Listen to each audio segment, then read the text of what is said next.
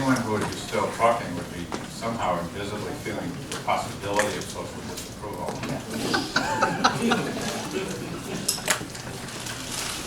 Is that right? Is that right? Is that kind of what caused people to quiet down? Are you approving of what he's doing here? This is so much not a joke. It is so much. It's so powerful. It's so powerful. It's a biological force that keeps us together, but also can cause us to go off a cliff. So we've learned about that violence is contagious. Of course, we see it that way on the street.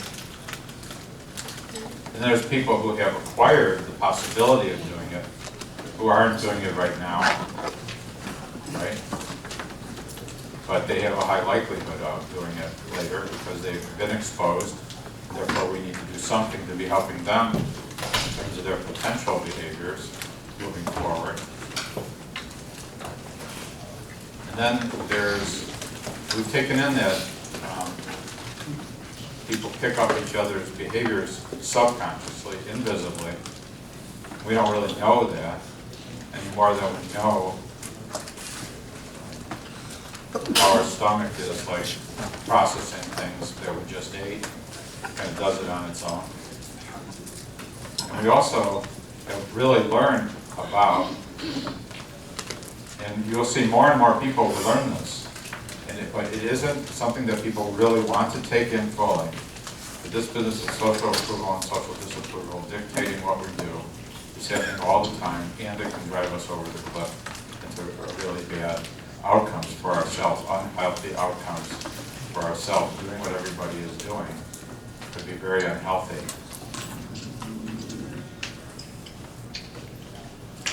So, I was in Aspen, in Colorado, at what a lot of people would consider a very high-level meeting with very high-level, professional, super highly educated people on some kind of conference where they're discussing these very massively important things about the world and all this. And then in the evening, they had this activity where there was a fire eater who would take something and put fire in his mouth. And he taught people to do this. And so one after another, these very, very highly educated, very sophisticated people went up and put a ball of fire in their mouth. And you could see how afraid they each were, but at risk of not doing it. You get me? It's like, this is like bonding, and and then after someone did it, high five, great, all this, cool. And I'm like looking at this, going, really? I'm going to put this fire in my mouth. Why would I do that? Why am I doing that? Why would I do that? For all of their approval? Don't I know better than that? So what if I got all their approval, but I just had a little burn in my mouth, like for the next few weeks? So I'm walking around with this burn. Why did I do that? Do you understand what I'm saying? So seeing that, being so aware of how I could be doing that, something that I really don't want to do, that really isn't good for me, just to be approved of and not be disapproved of, it was helpful information to me. It lowered my risk. Does that make sense to you? So, what do we mean by violence as a health problem? What is health? We're going to keep coming back to some of these same things, how some of these variables affect health. So health isn't, this is a World Health Organization definition of health. So it doesn't mean just not being in the hospital. It means full well-being, socially, physically, emotionally. So is anyone who is doing violence healthy at the moment? No. Is anyone who is being done to? Anyone in the family, the neighborhood? I mean, like a long way from health, right? So Violence is by its nature a health problem because it is interfering with health in the first place. There can be no health when there is violence. Besides the fact that being exposed to violence causes you to actually have physical diseases like cancers and strokes and heart disease too, you know that. So we need to really treat people who have been exposed and prevent more exposure for those reasons too. So it's not only a general health problem, but a contagious health problem. And in fact, epidemic just means that it has a contagious nature. It also implies that it can be reversed, which is good news. And that's the good news of contagious problems, is that as they have a propensity to go up, if you catch them, you can stop it. This is like a side of the whole country, but it could be a neighborhood, right? Or so where one event could be stopped, therefore lead to the prevention of a whole bunch of escalations and 20 people killed, or et cetera, and on and on and on, right? So it's a contagious health problem, not just any health problem, because it leads to more of itself, and on and on and on, and then pretty soon the neighborhood has it, right? That's what happened.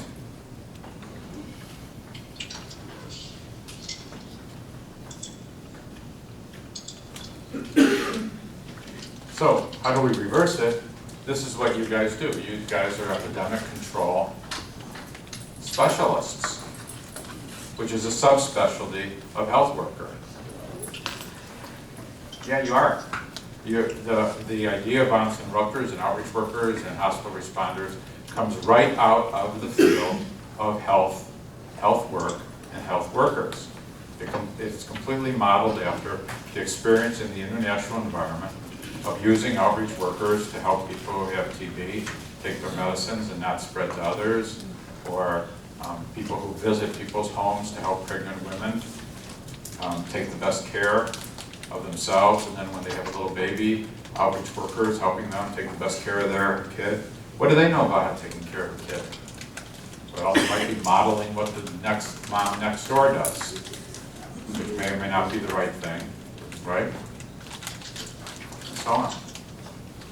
So we need to interrupt events, and then if there was an event, prevent there from being more. And then since there's already been so many, we need to do a lot of interruption. In other words, there's already been so much spread, right? Already so many people have been exposed. So we have to do a lot of interruption, a lot of behavior change at one at a time, and then also kind of neighborhood-wide to diffuse, prevent more outbreaks, and diffuse the new understanding, the new methods of behavior change and shifting norms. And then in the end, you have new norms. Now what would new norms be?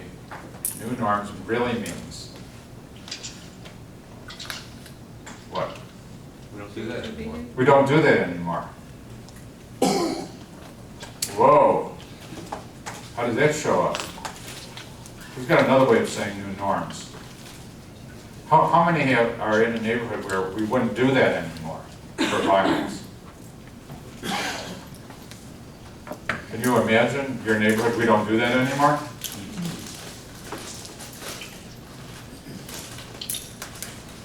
How about smoking in this room? We don't do that anymore? So what would have to be in place for we don't do that anymore? It's a new norm. More information. Mass media. More information? Information, What would it look like? Let's say you were in that neighborhood and you did it. What would someone say to you? Disapproval. Yes. Right. Finger wag and say, we don't do that here, we disapprove. There you go. And who would have to say that most importantly? The police? Friends, their peers, Peers. So in other words, if you did it or you were thinking of doing it, your friends would say what to you? Yeah, we disapprove. We don't Well, what would be the real street way of saying that? That's not what's up. It's not what's up. But give me, say it another way. That's not cool. That's not cool. Say it strongly. Niggas ain't fucking with that out here. What are you thinking? What are you thinking? What are you not thinking? What's wrong with you? How else would you be talking to someone who's gonna do something that we don't do anymore? Let's hear it. What are you gonna say to someone? You got a new norm. Someone just lit up a cigarette, a big cigar in the middle of this room. What are we gonna say to this guy or a woman? This you did it. What are you gonna say to you? What are you thinking? Don't you know anything? Right? Yeah.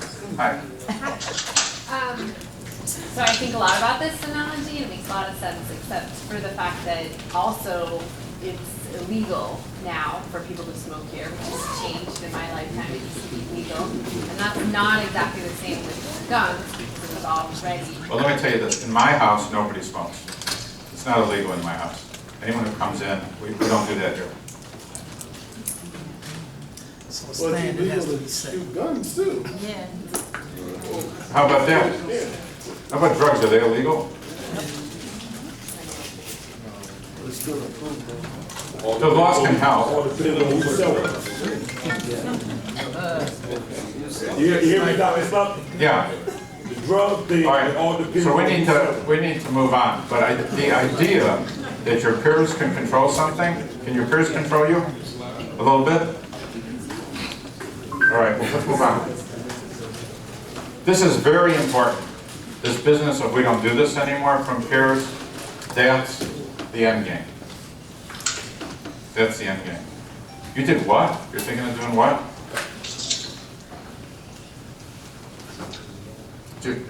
Some of you have heard the story of when we moved into a new hospital in San Francisco.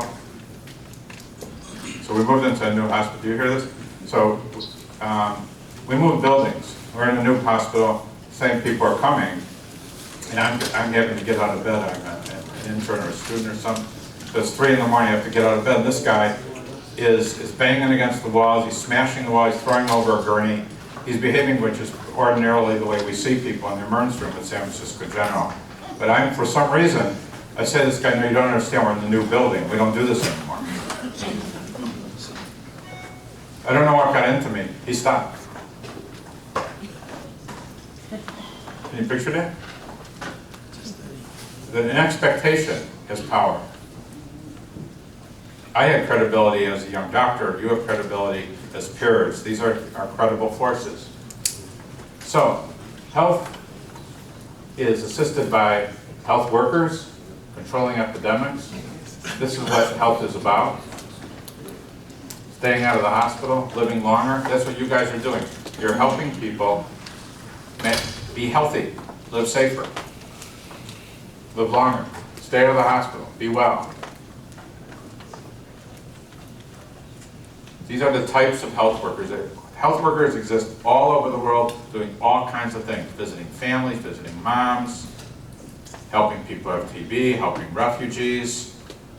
The Ebola epidemic was reversed by health workers. There was no medication.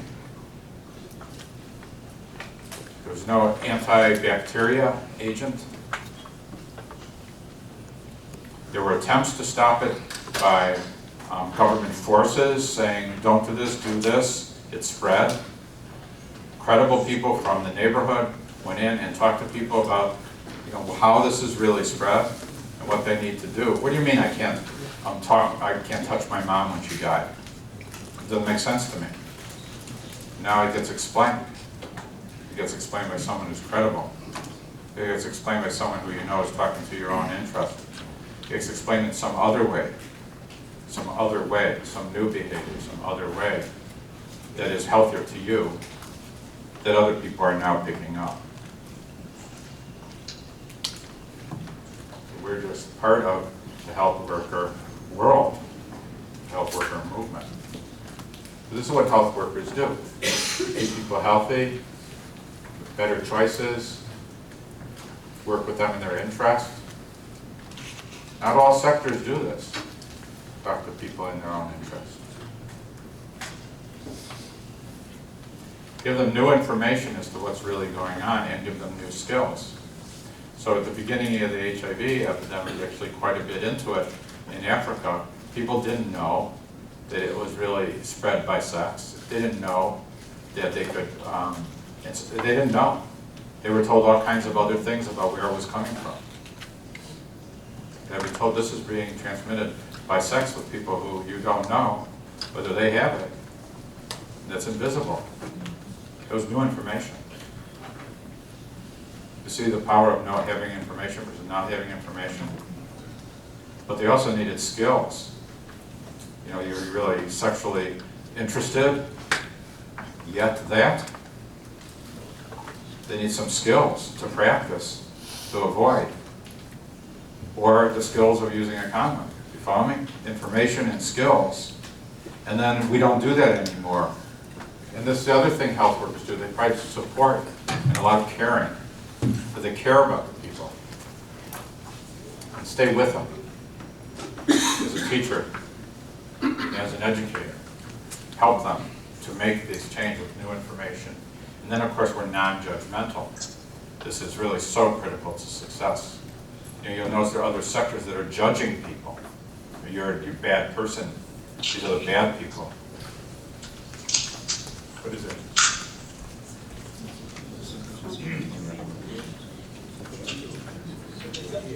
So people call people names even. You know, they use words like criminal, so like this is judgmental. So health people, when you come into the hospital, we're not judging, we're just judging what you need. We're judging what you need, not the person. This is what health workers are. And this is why people will go to health workers. This is why people will go to see health professionals. So what are the characteristics of health workers? Well, for one, professional. Does that make sense? What does that mean? What does that mean, professional? Anybody? They maintain a certain demeanor of interaction and careability. Certain demeanor of, A certain demeanor and interaction of careability. so they're caring, but also there's something in the demeanor. More about the demeanor of a professional. It's the way you, in your dress, How you dress. in your dress, uniform, but Dress is important because people will unfortunately judge people for how they dress. So therefore, we want to show that we're professional. Right? Very important. Yeah. Professional, what does that mean? And I think what some professionals have in common is to act respectfully. Acting respectfully. That's part of the demeanor. Take pride in the work. What happens when a professional deviates from being professional? What does that look like? It depends. I A mean, mess? their credibility is lost. Their credibility is lost. What happens to the credibility of the other professionals? It's Their called question, question. sometimes it's question also. It questions the whole profession. Questions everybody.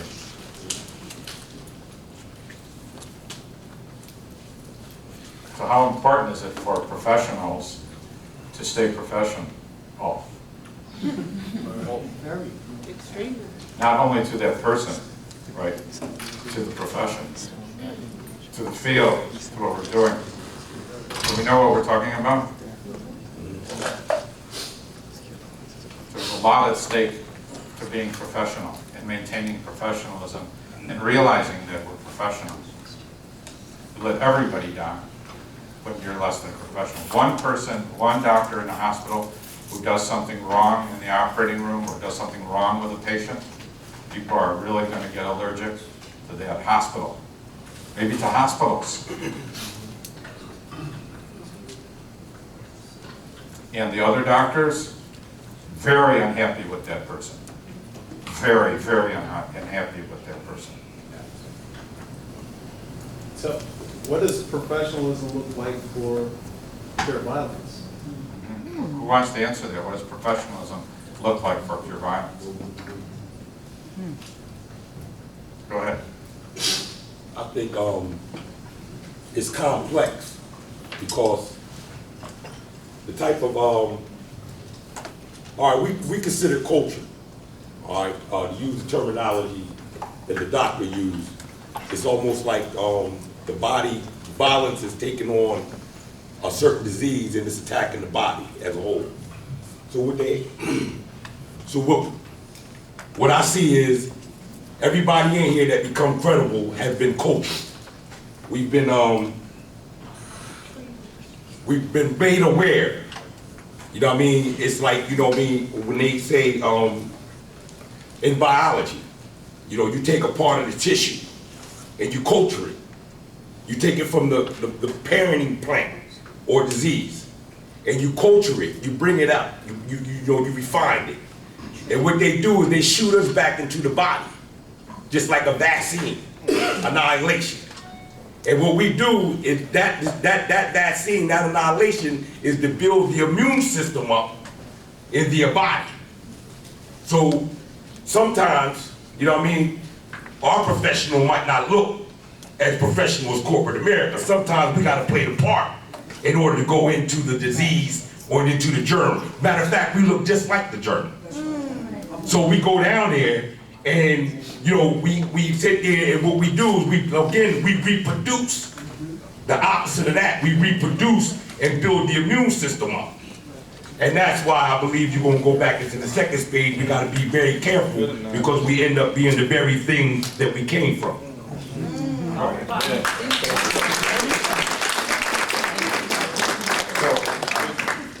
We obviously could spend, and probably should spend, hours on this. But I want to get to some other things too. But we've got this point, and it is complex. But Doc, can I, so that the brother asked what does it look like for kill violence, in addition to what the brother described, you see it upstairs, you see it up front too. You know, so we're multi-dimensional. I don't, want us to think that we all, as we go back in, yes, we wear different uniforms. So according to whatever role you play, describes the type of uniform you have to wear. And so the level of skills, depending on all your levels of skills and all of your knowledge of this vaccine or this anti-serum that goes back in, because you also have to reflect something new to the agent.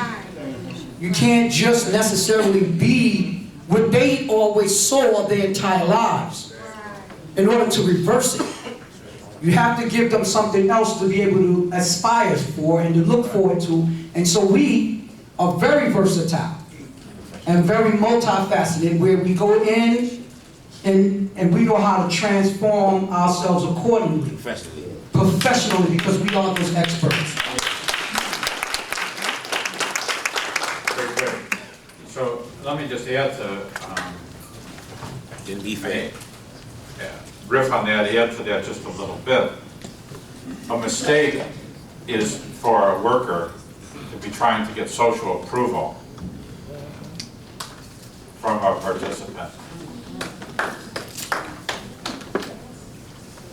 And also to be aware of the social approval requirements that are still on a worker from his or her own friends. You have to show a little more power in that situation. Yet you still have the access, you still have the trust, you still have the credibility, you're still there for their interest.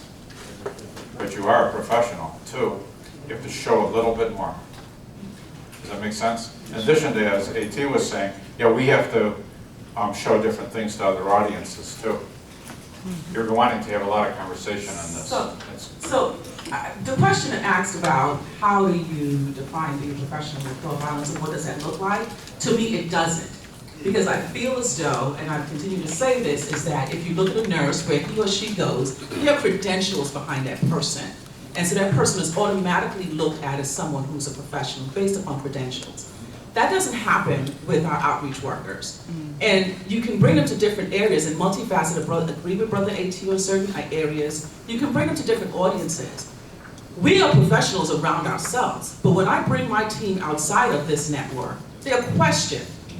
So for me, it always goes back into, what are we doing when it comes to credentialing this group of men and women, so that when they go to whatever audience they go to, they are respected.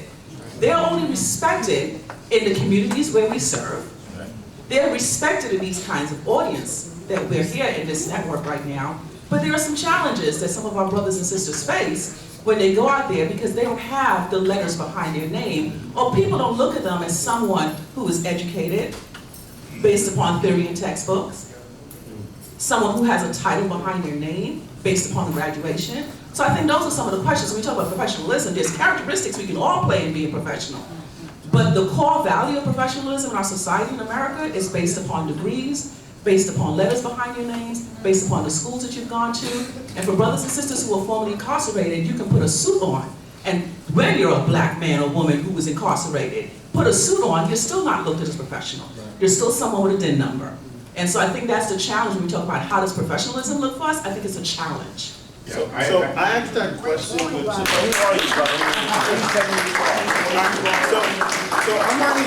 the program director for Syracuse. So I asked that question because I have both sides of this spectrum to answer for. So for my staff, the police interact and engage with them, and the first comment from the police, oh, you're a former gang member. Correct. No, I'm somebody out here trying to do what you're trying to do from a different level. You're trying to get to them when they cross the line, as stated. We're trying to get to them before they get to the line, right? But still, they're referred to as a former gang member. Then on the other tone, I wear suits every day, right? So can I go into the community and, as you talked about, be reintegrated and affect them? Yeah, actually, I can because of my credibility, right? So what does it really look like? I don't know, because I know every day I struggle trying to get that professionalism tag placed for my people and me. Next piece is, I don't care if we have letters or not, this work is important, right? Yeah, no doubt And about I that. can't say it enough times to the media, to the community about how important this work is. But the first day somebody comes into my staff and they wear a hoodie and they're by a dice game and they get stopped, the whole program goes down the hill for that day. I saw him out gambling. No, he was by a dice game. He was actually talking to somebody about stopping because this is how a lot of robberies happen, whatever it might have been. So I struggle with what's professionalism a lot in this work. Okay, I know there's a lot more questions and conversation, but I want to cover other things. If we can't cover everything, anything in the depth that we need to, and we will over time. I get it that no, I'm not taking questions for a little while now. Hold it, please. I know that credentialing would be helpful, and we hope to do that. When I was working with TB outreach workers in San Francisco, they were not credentialed. When we had refugee workers in Somalia, they were not credentialed. There was training given to the people who went into Ebola. So there's a balance here that some sites will move faster, some will move slower, some won't. But we have to show something. We have to show something in ourselves. I know there's additional challenges. Deflect them. You know, don't characterize me that way. Now, I'm trained. And this is professional work. So the other things about health workers, there it is. Oops. Training. We know what we're doing. We know what we're trying to do, not just out there. People do not know how well trained you are. People do not know. From watching the Interrupters film, you think that Kobe and Amina and Eddie were just out there doing good things. They missed the point of how much training. You need to remind people that you are a trained worker. You are trained. So we represent the best in behavior and compassion. We're role models. Sorry, but people are watching you all the time. Everybody is, from all corners, every angle, you're watched. And so that's the opportunity to be the best, to show other people the best.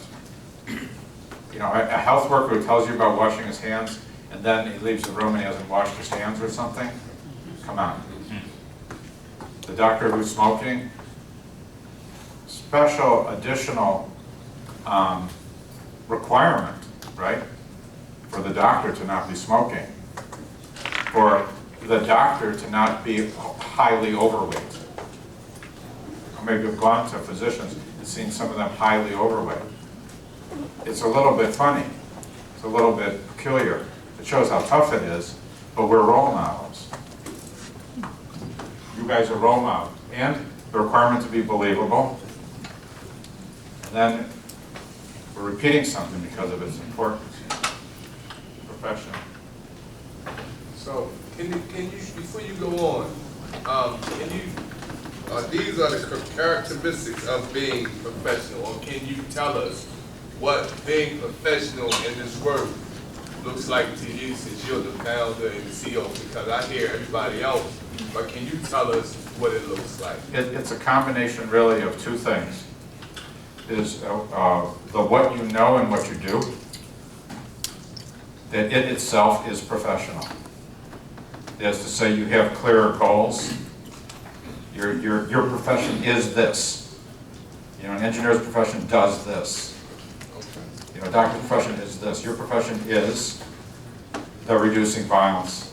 So there's a specificity to the job that you are trained and qualified to do.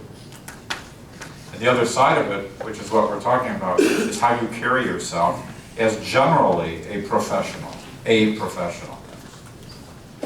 Which means how you talk, how you interact, how you behave, what you're trying to show other people. Does that make sense? Yeah.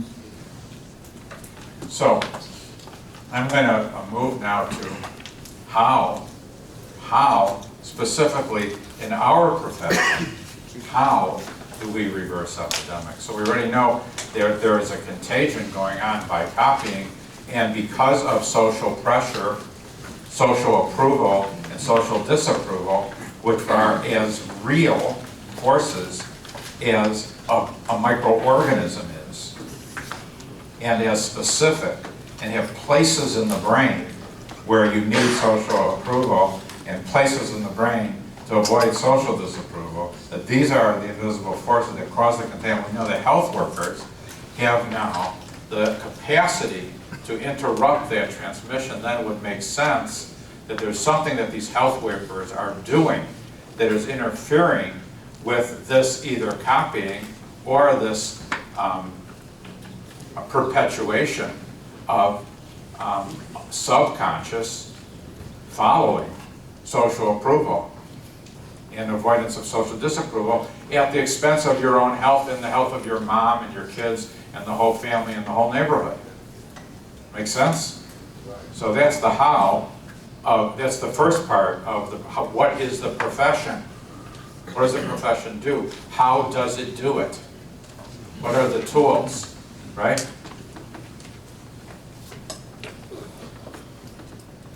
Well, this is the essence of it, really. It's interruption. Interruption is persuasion. There's a science. Now there's another science. There's the science of contagion. There's a whole set of sciences to how to do persuasion, how to change behaviors, and how to shift norms. And they overlap each other. As to, you know, interruption or persuasion is needed right now. Behavior change is a type of persuasion that is more lasting. Does that make sense?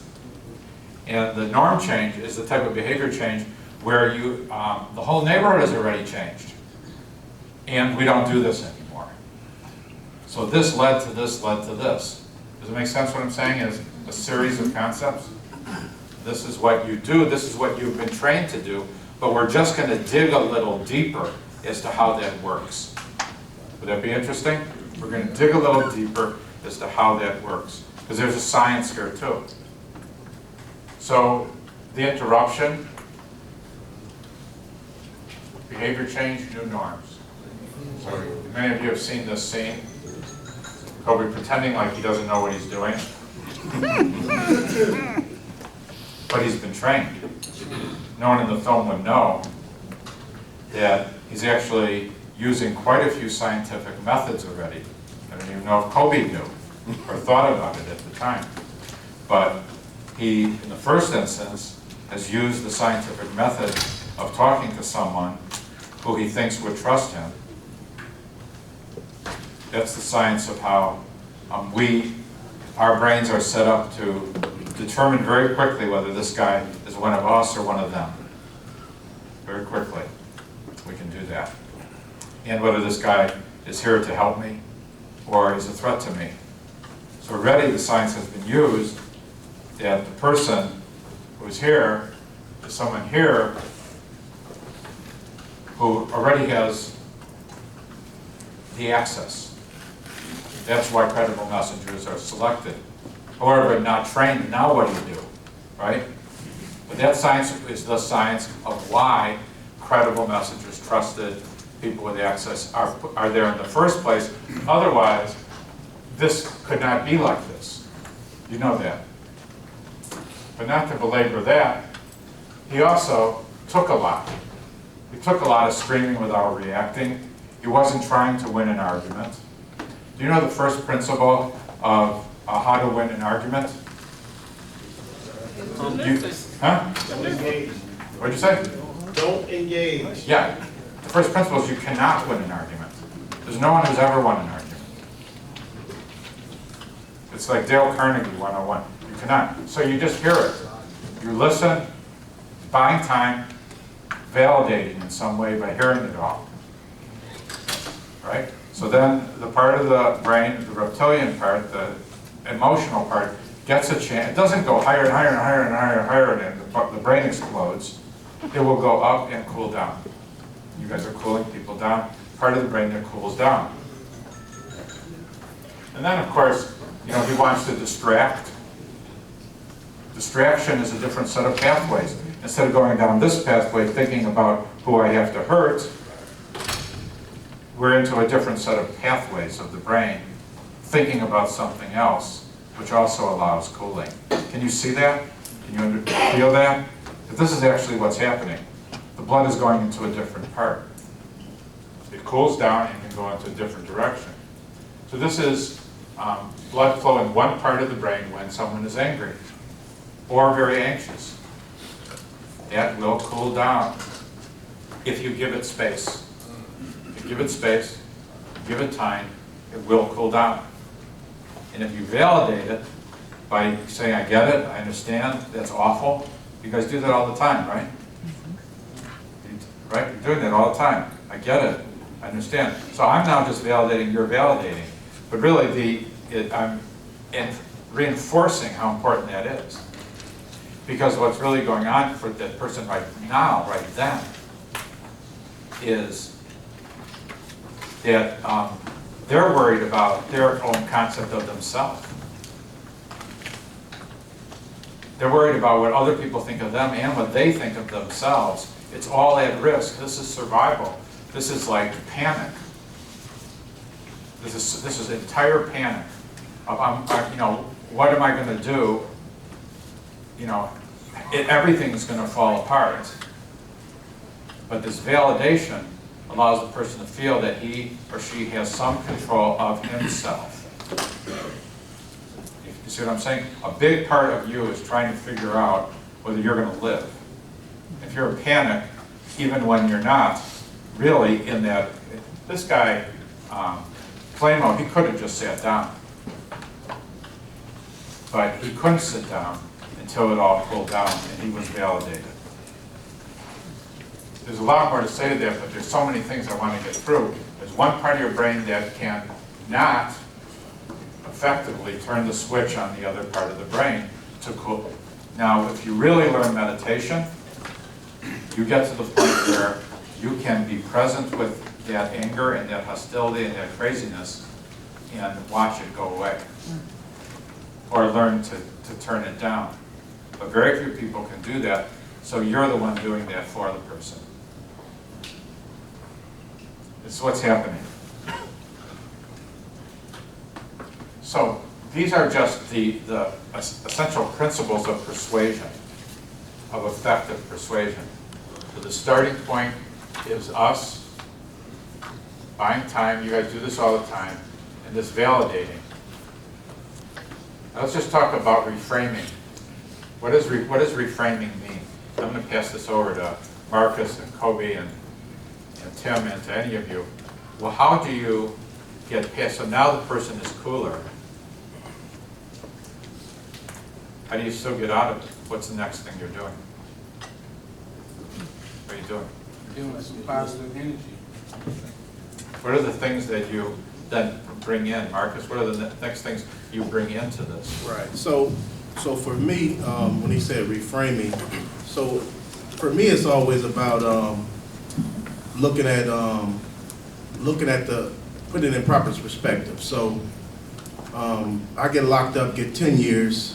I know about 20 people that got life. So that's put it in perspective for me, reframing my thoughts so that doesn't stress me out. And it's almost like, you know, I'm dealing with a foreclosure, but I got individuals that don't even have a house. So how can they deal with a foreclosure? You know what I'm saying? So that's what I did. That's how I deal with it. I reframe it. I put it in proper perspective, and I've done that all my life. No matter what the situation is, I try to look at. There's always a situation or a person in a worse scenario or a worse situation than you. You got shot in the hip, or boy got shot in the spine. He paralyzed. So that's what I do for myself to handle different stress-related situations. When we think about reframing, a lot of times I think about like when we doing interruption work, when we mediate these conflicts. So a lot of times, two brothers up guns on each other. They shot at each other, right? But nobody gets shot. So one brother's like, man, I still want to get him, and somebody else thinking, and the other guy like, man, it's cool, I'll leave it alone. But I get them to understand, both of y'all had guns, both of y'all was shooting at each other, but nobody got shot. So why you got to still want to carry on and want to hurt this brother, and nobody got shot? He had a gun, you had a gun, both of y'all. So what make you right and what make him right? What make you wrong? What make you wrong? So it's just getting them to understand that. Then I want to just say one more thing too.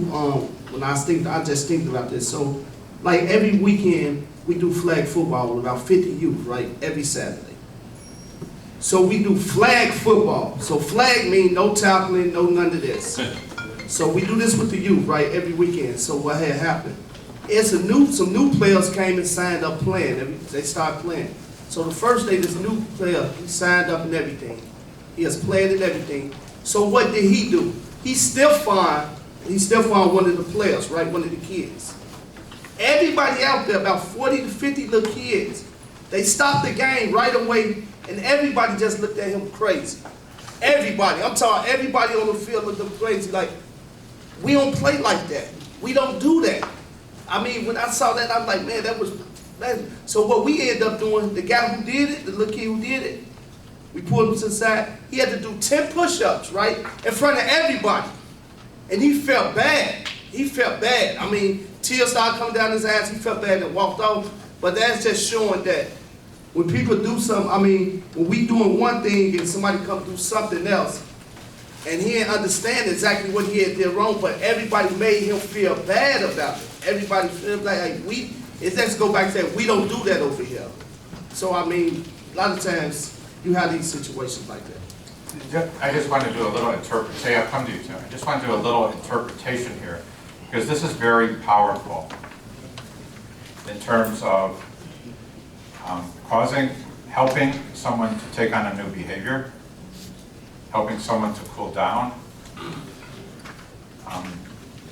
And maybe reframing isn't exactly the right word. Maybe the right phrase is to take on a different perspective, to look at it differently. And that really gets your brain working in a different direction. So, you know, so it's about point of view. There's 100 points of view for anything. So someone who is really upset, you know, because they're just kind of focused on this guy, right? Something like that. I gotta get him. Just thinking about this. So if you know, this is so bad, this is so awful, and Marcus is saying, well, I'm going to look at it this way. I'm going to look at it this way. I'm going to say, well, I still got it better than that. Or Kobe is saying, listen, instead of looking at it here, look at it here. Neither of you guys have been shot. You follow me? And so, or then we say, okay, what is your, tell me about your mom. How would your mom see this? So then they have this point of view. Suddenly they're in mom's point of view. How would your kids see this if you were in prison? So now you're looking at your kid's point of view. You're looking in the future. You know, guess what? You're not in prison right now. So another point of view could be the potential future. What's this going to look like in a year? You're going to be thinking about this from prison a year from now? And you've got 9 more years after that? Or you're looking at this as, oh, that was dumb, I let it go. So what putting this into a different point of view, you guys are doing this on the fly, you're doing this from experience, but Marcus is saying how it was helpful to himself to find a different point of view, and Kobe is talking how it's helpful to some of the people who he's working with to develop a different point of view. Ordinarily, if you're in a situation where you are not feeling good, or someone is not feeling good because of some situation, that is the signal to you that the point of view is not right. There's your signal. And that you have to find this other point of view. If you find the point of view where this is better, this is a more correct and accurate point of view. Whatever has happened, but now you have to find a point of view. You get me? And what's happening in the brain is that you are, before you take on the new point of view, your brain is literally going in circles. How many of you have seen your brain go in circles? You just keep saying the same thing over and over and over and over and over and over and over and over and over and over to yourself. It's a circuit. Nerve cells work in a circuit. You just keep doing the same thing over and over and over again. That's why arguing doesn't work, because I'm sticking with that circuit. I'm sticking with that even more. But if you get a different point of view, it changes to a different circuit. Does that make sense? That's what's happening. You're getting this person to let go of that circuit because they cool down, and you're putting them in a new circuit. This business of, I call it reframing, but it really is taking on a different point of view, a point of view from the future, a point of view from another person, a point of view from your mom, from your kid, a point of view of how other people have it. It could be that it's a point of view of re-understanding. I mean, what happens when you tell someone that, actually it was a mistake and he apologizes? Do you have a different point of view? This point of view puts you into a different brain circuit, and that's what you as health workers are doing. You could write out to yourself and that's your toolkit. That's your toolkit for persuasion and also for behavior change. You, by the way, should now have a different point of view on violence altogether as to how it came and how it comes and what keeps it going. So we'll just keep this in place for a while. And this is your toolkit, effective persuasion. So here is a circuit going over and over and over and over and over. I'm worrying about myself. I care about myself. I'm worried about myself. I'm worried about myself. I have to do this. I have to do this. I hate him. I hate him. I hate him. And then, somehow or other, someone starts to get some other circuit going. I'm starting to look at it from here, and this gets strengthened, and this gets lighter. I'm looking at it from here. That's what happens. That's what's actually happening. So then, you're liberated from not going down that path and going down this path, because you're seeing it from a different point of view. But you also, by the way, want to know there's going to be some social approval here, because part of this path is, and people don't really know it, is, I have to do this, I'm supposed to do this, it's expected of me, oh my God, what are they going to think? He slept with my girl, I didn't do anything, and these thoughts are in here. All these thoughts are in here. You have to get a different set of thoughts, and it's going to be cool to go down here. And in fact, I'm going to get even more approval points, because Kobe's saying, that's cool, that's great, good for you, man. That's what you guys are doing, all you're doing. Tim, did you have something you wanted to bring right in? I think when we using strategies, one of the way of reframing stuff is making a person not looking at himself as a victim, but as someone in control. I often use the strategy, saving face value, that we know that you can go over there and kill them if you want to, man. But I'm asking you not to do it for the brothers and the kids in the community. Now he feel like he's empowered to, he's not a victim no more. He got a decision, he can make the decision to do it or not do it. So reframing it can make him, taking him from being a victim to being in control also. So you're changing his role, his view of himself. You're changing his view, his point of view, from there's nothing I can do, I have to do it this way, to I have a different role. What is the new role? The new me? Yeah, I hear you say a lot that y'all guys are health workers, right? And I want to know when I'm gonna get my ID as a health worker, because my ID just say outreach worker. And I'm not trying to be funny. Testing, 1, 2. You're asking the same question that was over here about certification? No, because you like totally diverted yourself from that question over there. And I keep hearing you say your guys is health workers. And the last time, I'm not trying to sound sarcastic, anything like that, but the last time I checked my ID, right, my job ID, it says staff, outreach worker. So I would like to know when I'm going to receive my ID. This is going to be answered locally, site by site. These are local things. Yeah, because I've been hearing this for the last 2 years. And it's been very local for 2 years. So, and it seems like, I'm not trying to make this debatable, right? But it seems like you trying to get us to believe in something that we're not. We're not a health worker. We outreach workers or violence interrupters. So with that being said, the day that my ID says health worker, outreach worker, and then I can actually believe that I'm a health worker. Because if I read a book, a psychology book, does that make me a psychologist? It's a question to you, sir. That's your choice. I just got a question. So, this is my question to you, Brother Commando. So, does a doctor's ID say health worker? Does a nurse's say health worker? Well, he can say MD or RD or whatever. But my point is, health worker is not so much like the no, title. But well, we need some type of certification in regards to say health worker, right? Yeah. Because I'm hearing a lot that your guys is training. You need to tell these guys that you train. We don't have no time to tell them that we train. You understand? We doing a dangerous job. But you know, it gets tiring after a while when you hear that you guys are health workers. So subliminally, you trying to get me to believe something that I'm not. So all I'm just saying is that we need some type of certification for we can believe that we health workers. Let me ask other people in the room, how many? Because if I read a book of psychology, if I read a book on something else, doesn't make me a psychologist. I can't sit down with a patient and say, I'm your psychologist. That's a negative. But if you're paid to do something, you're trained to do something, and you're paid to do it, and it's in this realm, then that's what you are. If I'm paid to interrupt. How many people are stuck where this guy's stuck? Excuse me? How many of the rest of you feel that you're a health worker?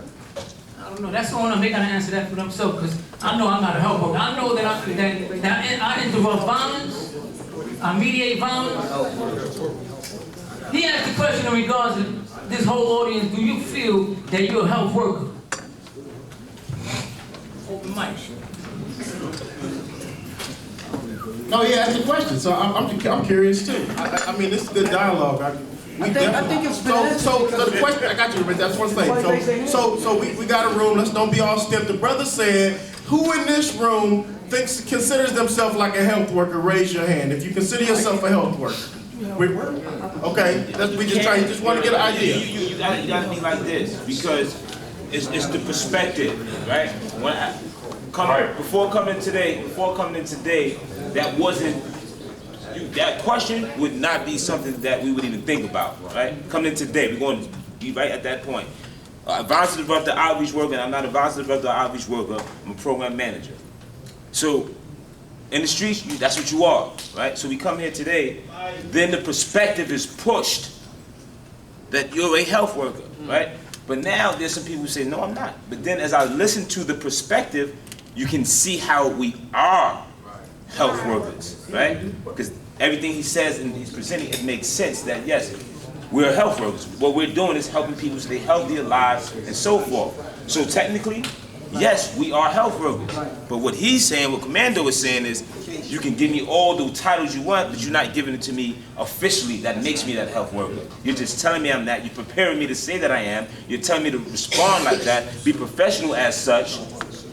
But my title doesn't really say that. And that's really the argument that we're saying. Which goes back into the question of validation, right? When you talk about people need to be validated, you know, even at the level from which we are at work, it's important for us to have that validation in this line of work as well. So I get it, though, what Doc is saying when it relates to it's a local issue and it's a state by state or city by city question.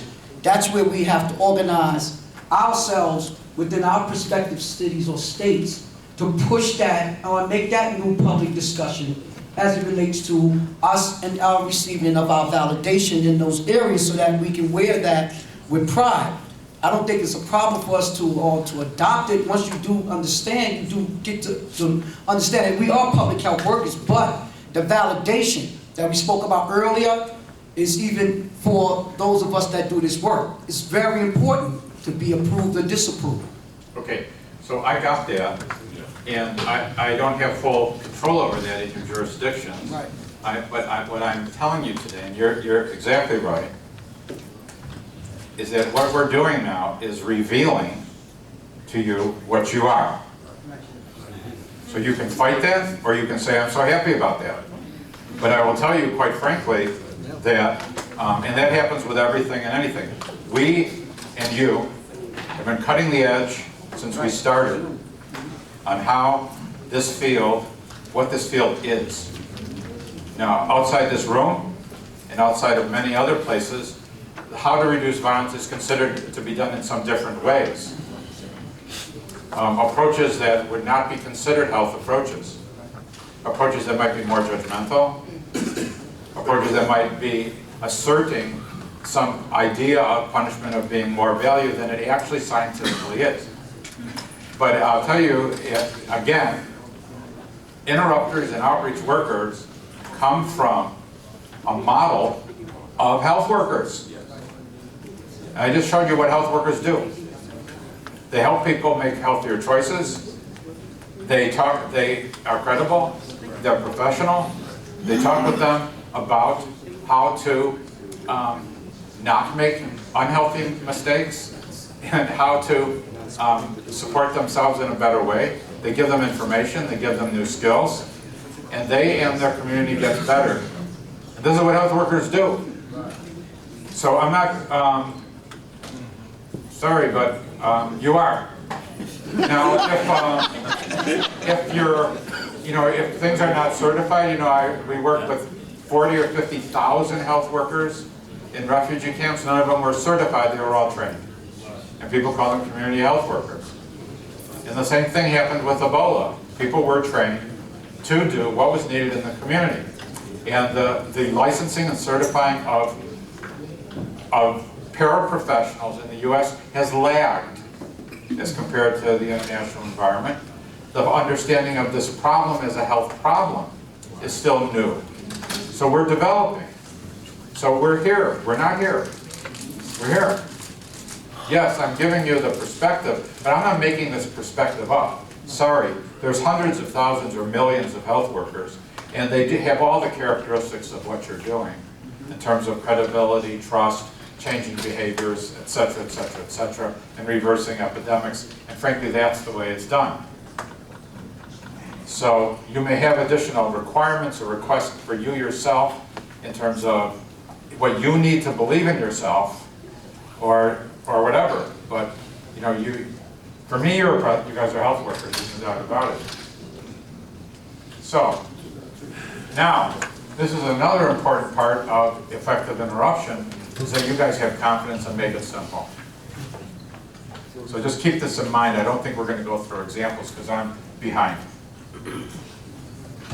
And the most important thing is that it's made socially safe so they feel that they're cool.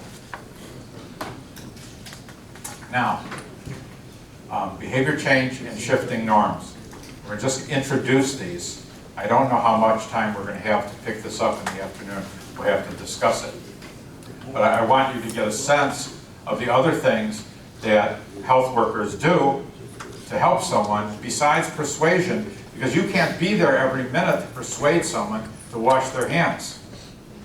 You can't be there in the bedroom or wherever to persuade someone to cool it or to put a condom on. You have to do something that's more long-lasting, right? So that's the business of behavior change, and that's the business eventually in norm change. And so that involves giving new information and giving new skills, and eventually there's new expectations. And so this is the deeper stuff.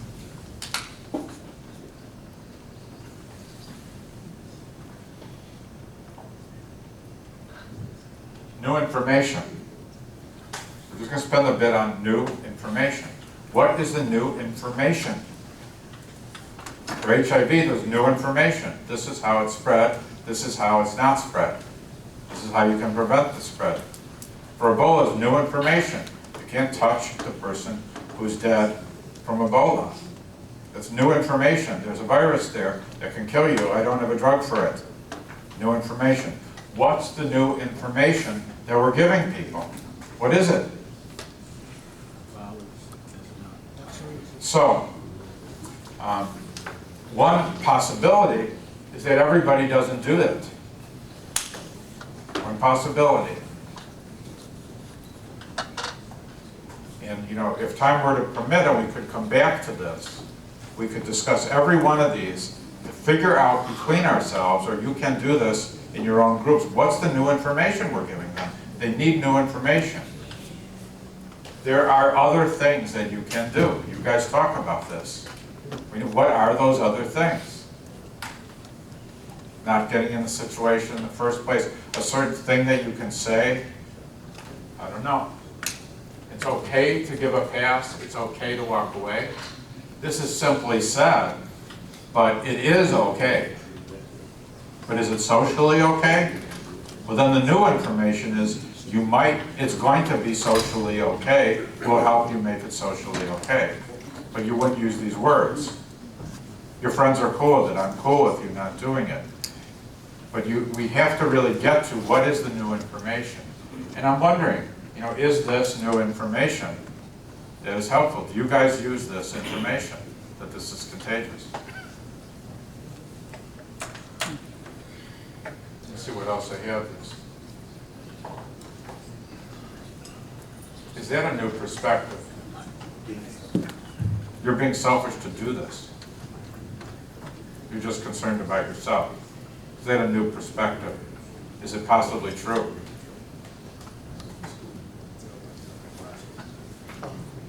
Is it information that we need you to help control this? Is that a new perspective?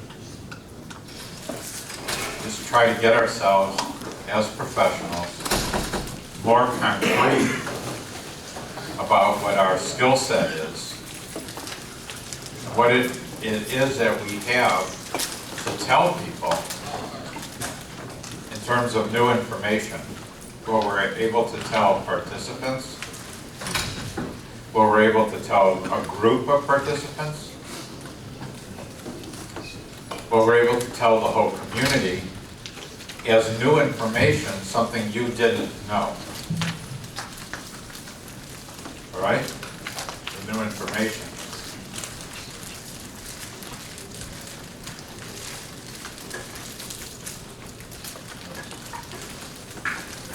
And then what are the new skills that we're giving to the highest risk individuals and to the community as a whole? And what is the new set of expectations, and how do we help them together develop a new set of expectations together? So the visuals here are you talking to one person, you talking to 2 or 3 people, 2 or 3 of you talking with one person, 2 or 3 of you talking with a group of 10 or 15 or 20, right? Or a much larger community-wide conversation where you might have 40 or 50 people, or even something like this. Maybe it'll be organized a little bit differently. So we're asking ourselves now, we're scratching our head, what do people not know about violence? Like they didn't know about Ebola. Like they didn't know about AIDS. People didn't know that you could get it from someone who looks healthy. It was new information. Do you follow me? You thought that people had to look like they have AIDS. No, you could get it from someone who looks well and is fully well. That's new information you can give the community, right? Or Ebola, people thought that this was some mysterious thing in the air or something. Said, no, this is transmitted by you touching someone. It's pretty scary, but it's new information. It needs to know the new information. And then the skill of controlling yourself in HIV/AIDS, or controlling yourself or doing alternative behavior. These are skills to be practiced and to given very specifically to the people who need it, who are otherwise transmitting, right? You see what I'm trying to drill down on the specificity of the information. And some things are just phrases, but how much can we be certain and confident that you have to really get this as information. Like, for example,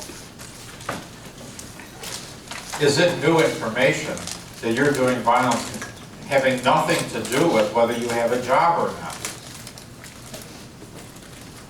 Or whether you're poor or not?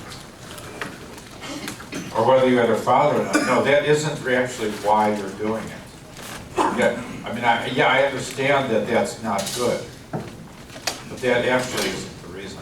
That's not good, but that isn't what's keeping this going. That's a hard one, isn't it?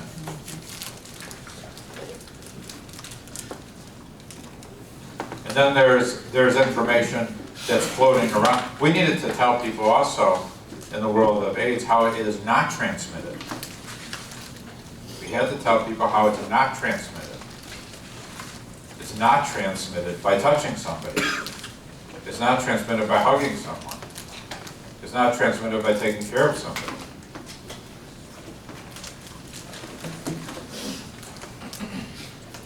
It's kind of tricky stuff, isn't it? In a way. But for AIDS now, it seems really intuitive, because you already knew this. See, that's the story with information. First, people don't accept it, and then they kind of struggle with it, and then it becomes, oh, of course. Of course, everybody knows that. But we're in this earlier stage with violence. Does it make sense? We're in this earlier stage. Because it's a little harder to fully take in that it's not due to poverty. Well, that doesn't mean I don't care about poverty. But it means there's poor places without violence. This is hard stuff, isn't it? Because you're going against the way people ordinarily think.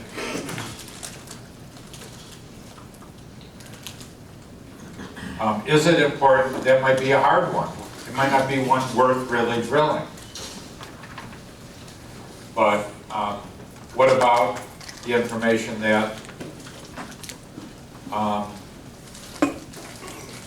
you could not do this, and this could still work out better for you? Is that new information, or is that new perspective? Is it new information that not everybody does this? Does that matter? So where is the information here? What really sticks as new information? Is it new information that this is an epidemic, and that if that you can help stop it by not doing it? Yes. Is that a new perspective as well as new information? Because information and perspective have relationships, don't they? I have a new perspective on that person as to whether they can infect me with HIV/AIDS. I used to think that that one was safe, but now I don't know whether they're safe. You see what I'm saying? So that new information converts itself to new perspective. Converts itself to me behaving differently. Are you following me? It's tricky stuff, but you guys are professionals. So you're taking stuff in a way that you're processing it yourself to see how you can be more helpful to other people. How are you going to convey what information that helps them now see things differently? So would it be helpful information to say, this is something that's one case leads to another, leads to another. Our whole neighborhood is going on because everyone, because no one's stopping. You can be a stopper. So I'm not saying I have the answers to that, but on the science, it's important to know this is contagious. It's important to know you were infected by somebody else or by many people. It's important to know it's accurate, that you don't have to do this, and that if I'm a worker working with you, I will help you find a way to be okay with it. In fact, we'll be proud of you. Social approval. And it's accurate that you are going to be important to helping to stop this epidemic. Does that make sense? Does that both new information and new perspective that could be useful to you to help that person and the whole neighborhood? Because that's what you're trying to do. You're controlling an epidemic. You're not just helping the person.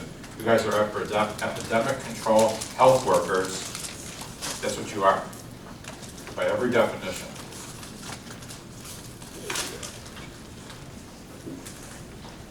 So I don't mind just letting that settle in your mind a little bit. New information. Everybody doesn't do this everywhere. You pick these behaviors up self-consciously. You know, I understand you're angry, or I understand everybody's doing it. Doesn't mean you have to do it. You'll still be cool without doing it. It's up to you whether you think you're cool. I think you're cool. I think you're a mess if you do it. And I think you're really a hero if you don't. You're in this, I need you to not. Why is someone in an Ebola village telling someone not to touch someone? It's for their own good, but also so that person doesn't spread it to other people, to other people, to other people. That's what you guys are doing. So this is new information to many people.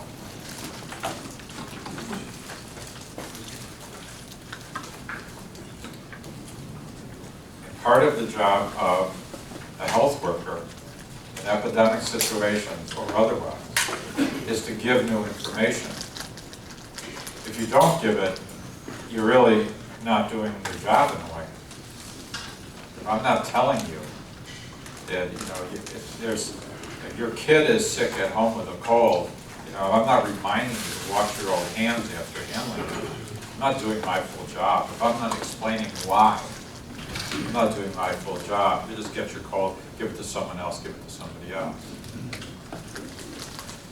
So there's a new understanding of this problem, which you guys can transmit, that you can give, that helps them see their role in it and their importance in it. So how many of you have provided this type of information? Or think that you could in some way?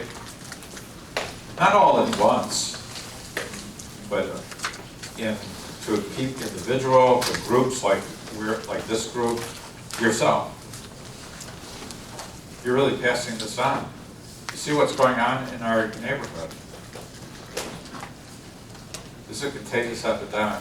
One case leading to another. Only way out of it, we stop doing it.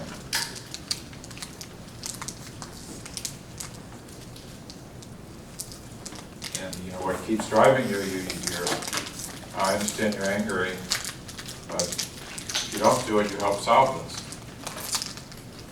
Yeah, your friends are not, you think your friends aren't going to like you. They're not thinking right either. But they're not thinking that right because that's what they caught too. Needs to be talked about a lot, doesn't it? Needs to be talked about. You need to hear all the yeah, but we're so poor. Yeah, but we don't have licenses. Yeah, but, you know, my father wasn't around. Yeah, but I don't have a job. A lot of people without a job don't do violence. Some people with jobs do violence. Sorry, it's not really in the equation. Some people will tell you it is. Science, no. This is Institute of Medicine, National Science Foundation. I'm not telling you what I'm thinking. I showed you the book on this. Institute of Medicine, violence is contagious. I didn't make it contagious. I didn't make a whale a mammal. I know it looks like a fish, big one, but it has all the characteristics. Gives live birth, warm-blooded. This is a contagious process, requiring health workers who understand it to convey that understanding. If you're short on that understanding, I understand, because you know you're just picking it up. But the understanding of it is that you will hear other understandings. I've heard all kinds of understandings about AIDS. I've heard all kinds of understandings about Ebola. I've heard about witchcraft. I've heard about all kinds of stuff. But it's not accurate. And we also know that this business of social approval and social disapproval, people that actually don't want to hear about it, people that also want to hear about microorganisms, who wants to know that there's these invisible microorganisms going on. I don't see them. I don't see them. What are you talking about? I don't see them. Germ theory was a theory. You know, I can't see those things. The way the brain is working, you can't see those things. This is what's happening.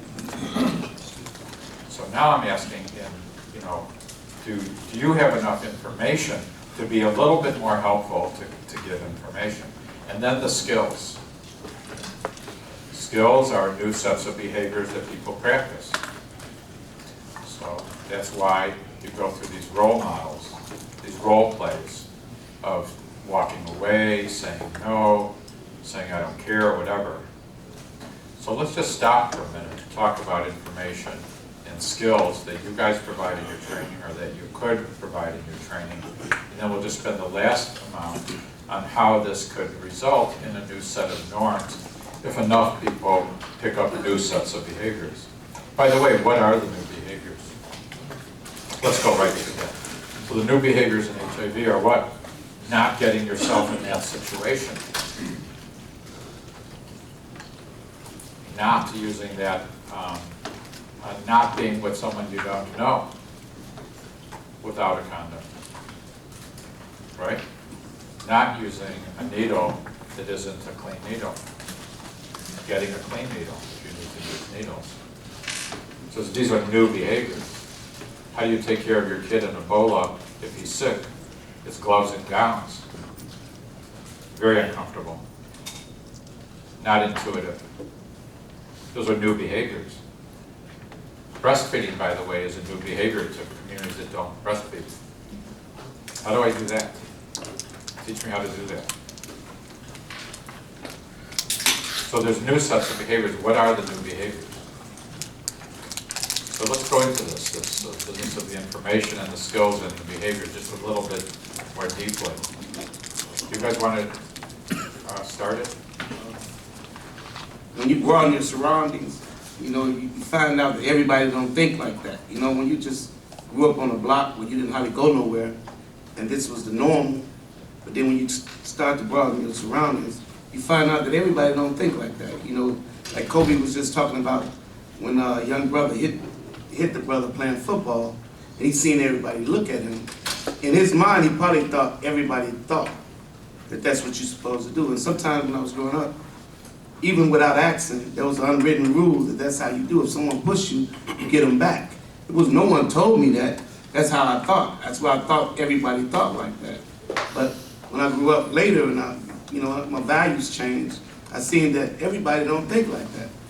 You know, so that's one of the new behaviors. And I think one of the new behaviors, a lot of times, even when there be a controversy or some type, people feel they got to get loud, out-talk somebody, curse or be, disrespectful, then you look back and all that, and then you have a conversation with you.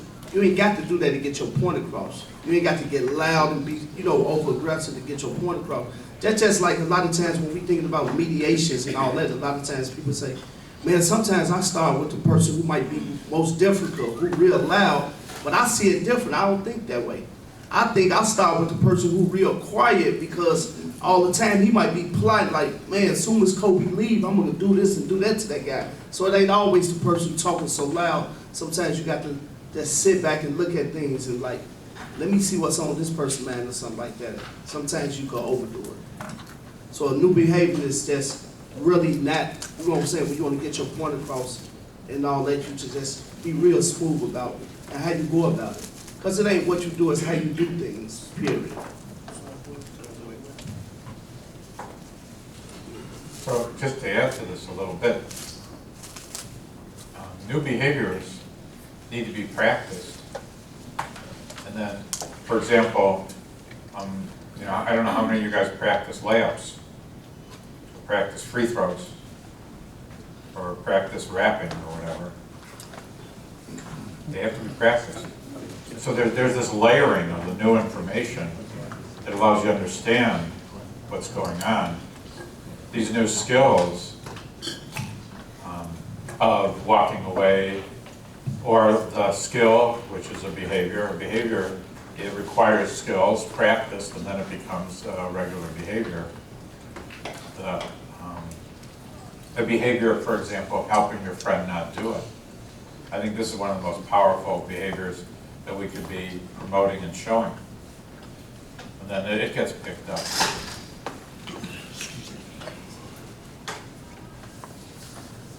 This is how the change happens. This is how change happens. This is how epidemics are controlled. You guys are already doing it. Congratulations. You're already getting 30% less shooting. You're 50% less shooting. A year without some neighborhoods. A year without, 400 days without a killing in some neighborhood. How are you doing that? So now what we're drilling down is how this is happening. Because we're doing effective persuasion. And then when interruption happens, people, by the way, see that and they copy that. And then, we're putting forward the new sets of skills in your own work with clients or participants. Are you practicing new sets of behaviors?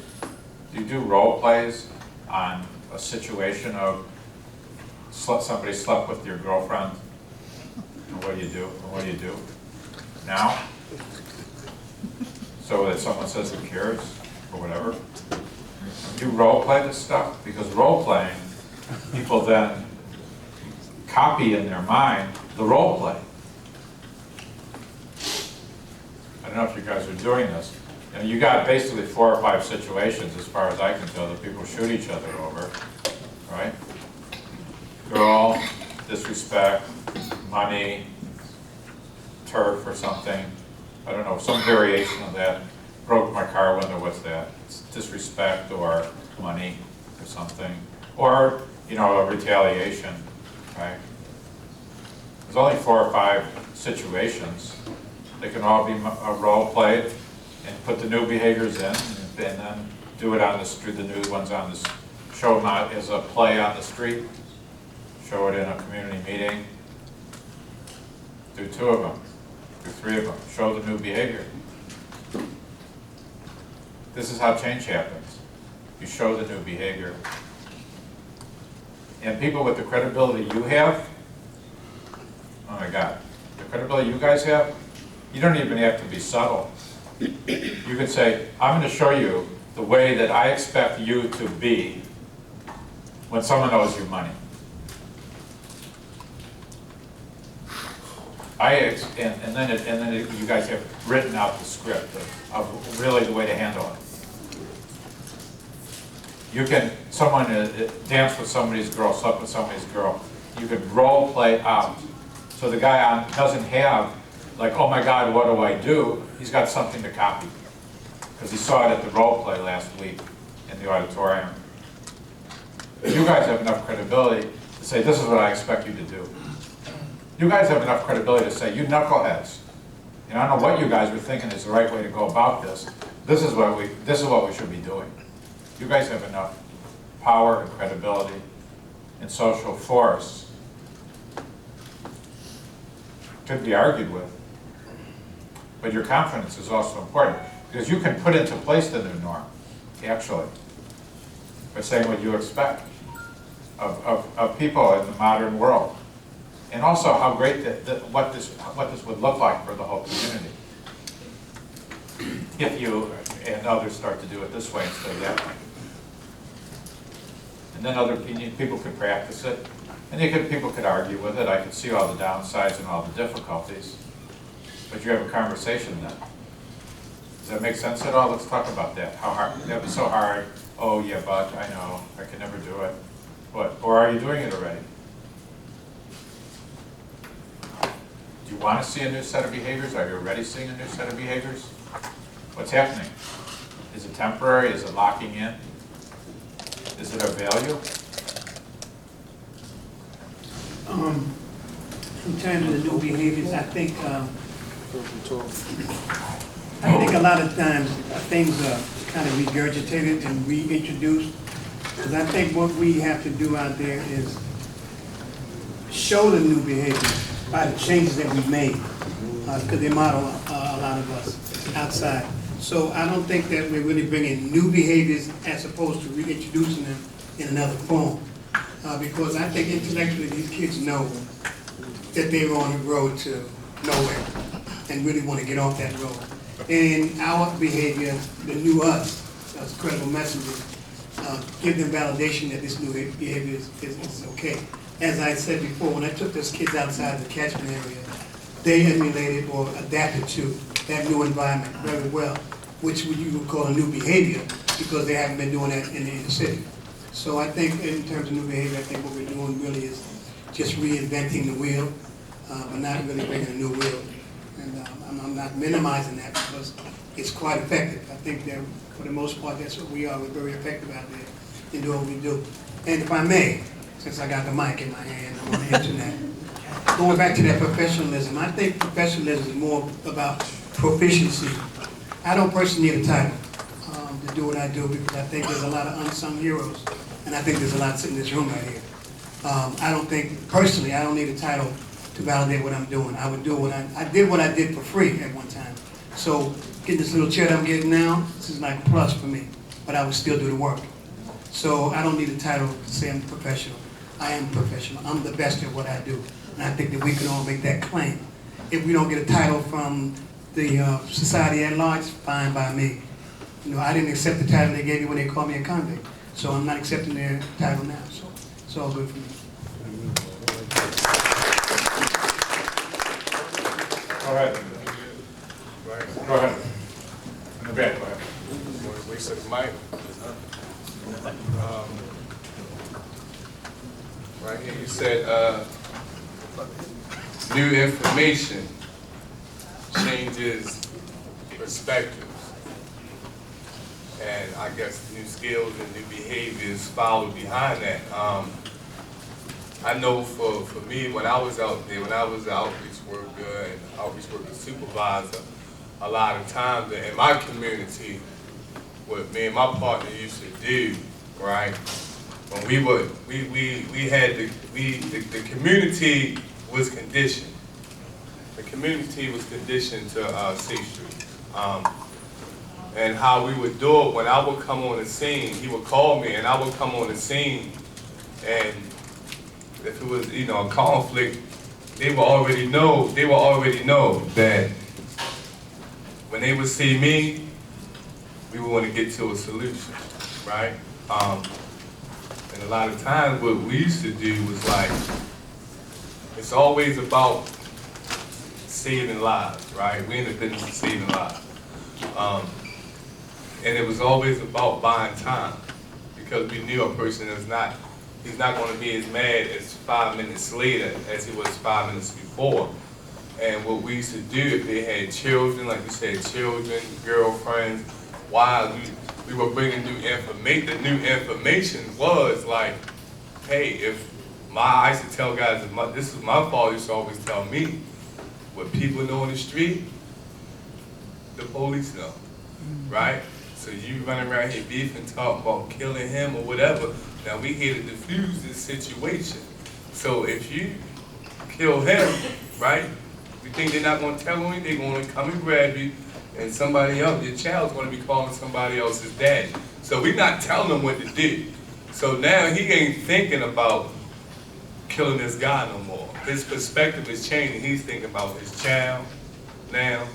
He's thinking about his child growing up without a father. Now, you talk about new information, change his perspective. Now, he don't want to kill this guy no more, so now it rubs off just like violence is past. If his friend wanted to do something next time, he's going to tell him the same thing. You know? So here's what I want to do. I want to kind of try to bring this whole session to a close so we can get closer to our time frame. I just want to add one more concept here. That is the idea of really getting social approval into the new behaviors. So, I don't know, some of you are, you have like meetings where you talk about what you did and how you're cooling somebody down, and how some of the other guys at the table, really are really happy to see that. You kind of get approval even for that. I think this can also be occurring in the neighborhood as well. And I just want to convey this one meeting we had in Chicago where we asked some, with very, very high-risk guys, and you should tell me if you guys do this. You bring guys in the room. You bring 10 or 30 guys in the room. Just say, have any, and these are not interrupters, these are not outreach workers, these are the guys. And when you ask, just ask the question broadly, has anyone in this room stopped their friend from shooting? Have any of you ever done that? Have any of you asked have you ever asked anyone in a room of high-risk guys, have any of you guys ever stopped your friends from shooting? Yeah. And there usually are people who have done that, right? And then you ask everybody else, what did you all think? And then he tells his story, and you ask everybody, what does everybody think about that? What do they usually think about it? They usually think it's great. But those are exactly the kind of situation. And then you get other people to tell their stories. Now you're dealing with the toughest guys there are, the guys who are doing the stuff, and they're telling stories of how they've stopped somebody in some circumstances, and they're seeing that the other guys think it was great that they did that. That's the kind of thing where the new behavior is being described, and they're getting enormous approval, and they didn't even have a chance to describe it before, discuss it before, and everyone else in the room is saying, well, everybody thinks it's great when you cool your friends down. Does that make sense? Because really that's what the end game is that, how come you didn't cool him down? How come you didn't cool him down? Or you cooled him down? Cool, great. You see how we're creeping up on having the norm change. When it becomes really positive, really socially approved of to do this, and really socially disapproved of by your peers, which is largely the opposite of what's going on right now. So that's the business of new social rewards for the new behaviors. You guys can guide it. Have the community discussions. Have the community discussions to shift the norm. Teach people at these community discussions. Give them the new information, but be solid about it. Get some help in the community discussions. Role play these skills and the new behaviors. Find out who's doing them. Make sure they're rewarded. And then you get to a tipping point and the neighborhood's different. No expectations. I'm proud of you. That was cool. That was great.